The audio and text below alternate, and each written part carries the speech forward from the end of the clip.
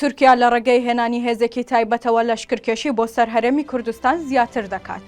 بەپێی زانیاریەکان لە درێژەی ئۆپراسیۆنەکانی تورکیا دژی پارتی کرێکارانی کوردستان لە پارێزگای دهۆک و ناوچەکانی دەوروبەری، شەوی ڕابردوو سوپای تورکیا هێزێکی دیکەی هێناوەتە سنووری هەرێمی کوردستان. زانیاریەکان ئاماژە بەوە دەکەن کە هێزەکەی تورکیا بە چەکی قورس و ئۆتۆمبیلی تایبەتەوە هاتوونەتە سنووری دهۆک و لە ناوچەکانی دێرەلوک و شیلاتزێ بە درێژایی شاخی مەتینا جێگیرکراون. زۆربەی هێزە نوێیەکەی سوپای تورکیاش لە شاری ئامێدی و لە سنووری شارەدەی دێرەلوک جێگیرکراون.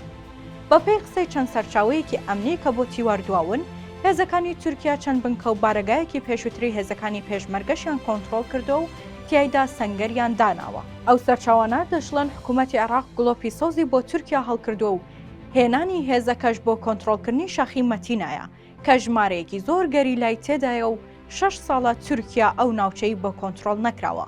تورکیا بەنیازە لە مانگی داهاتوودا ئۆپراسیۆنێکی فراوان کاتە سەر چەکدارانی قەندیل و لەو چوارچێوەیەشدا پێش هاتنی وەرزی زستان هەموو ڕێو شوێنێک بۆ یەکلایکردنەوەی شەڕەکە دەگرێتە بەر.